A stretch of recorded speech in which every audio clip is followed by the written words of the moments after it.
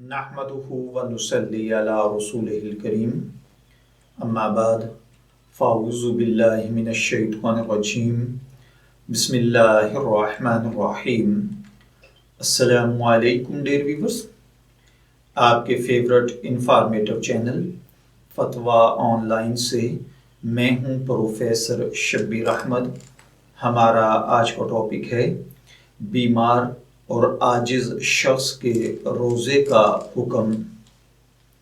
प्यारे भाइयों और बहनों, आजिज उस शख्स को कहते हैं जो रोज़ा न रख सकता हो या इस वजह से वो गैर मुकल्लफ हो, जैसा कि कोई पागल जिसे अकल और शऊर सिरे से नहीं है, या ये कि वो रोज़ा रखने की इस्तिताअत न रखता हो, जैसा कि शेख फ़ानी यानी ऐसा उम्र दराज शख्स जिसको आगे रोज़े से नुकसान पहुँचने की उम्मीद हो और वो आगे रोज़ा रखने की भी उम्मीद न रखता हो, यानी दोबारा कभी सेहतमंद होगा और रोज़ा रखेगा और उसकी उम्र भी तवील हो चुकी हो।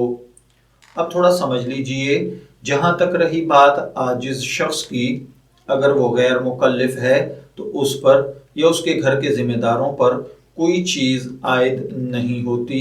यानी अगर कोई आजिज शख्स मुकल्लिफ होगा तो अदम इस्तिताअत की वजह से रोज़ा नहीं रख सकता है, तो इस पर वाजिब है कि वो अपने माल में से किसी मस्कीन को खाना खिलाए। अगर कोई दूसरा शख्स उसकी तरफ से खाने का इंतज़ाम कर दे तो कोई हर्ज नहीं है, जैसा कि शेख फ़ानी यानी तवील उम्र शख्स होता है जो रोज़े की इस्तिताअत नहीं रखता। ऐसे लोगों के बारे में अल्लाह ताला ने सूरह बकरा की आयत नंबर 184 में फरमाया है, और जो शख्स रोज़े की ताकत नहीं रखता यानी बहुत मुशक्क़त से रोज़ा रखता हो, वो एक मस्कीन को खाना खिला दे।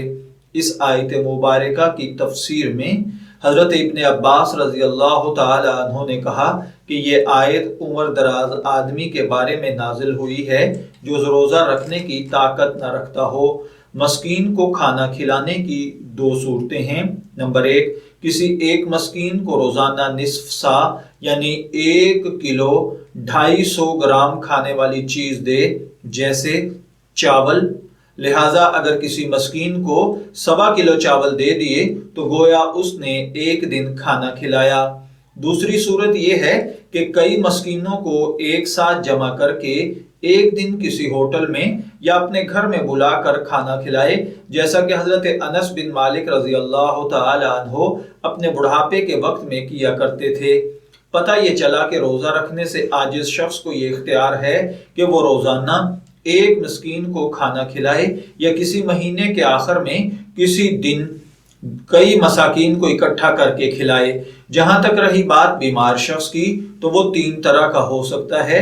अव्वल ये कि उसका मर्ज बिल्कुल हल्का हो, जैसे सर्दी, जुकाम या हल्का बुखार, यानी ऐसी बीमारी जिससे आदमी के रोजा रहने पर कोई मुशक्कत ना हो, तो इस पर वाजिब है कि वो रोजा रखे।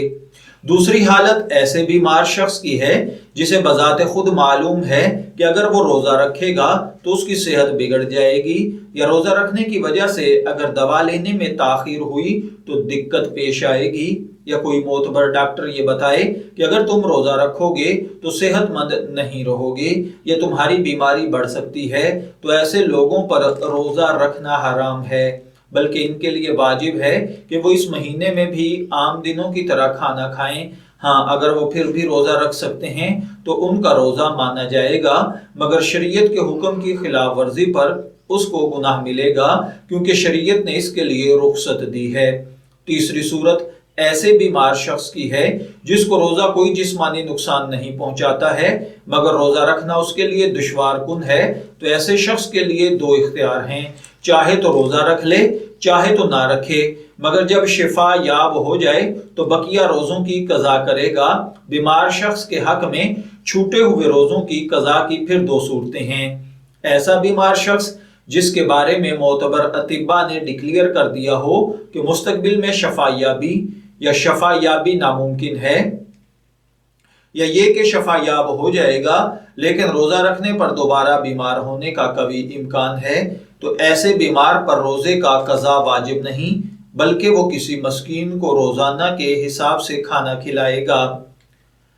اور دوسرا یہ کہ کوئی شخص رمضان میں بیمار ہوا اور روزہ رکھنے کی طاقت نہیں رکھتا ہے، لہٰذا اسے روزہ نہیں رکھنا چاہیے، مگر وہ رمضان کے بعد ٹھیک ہو گیا تو ایسے شخص پر اب رمضان کے روزے رکھنا واجب ہوگا۔ میں دعا گو ہوں کہ اللہ تعالی ہمیں ان باتوں کو سمجھ کر ان کے مطابق عمل کرنے کی توفیق عطا فرمائے۔ شبیر احمد کو اجازت دیجیے، پھر حاضر ہوں گے کسی نئے ٹاپک کے ساتھ۔ تب تک کے لیے اللہ حافظ۔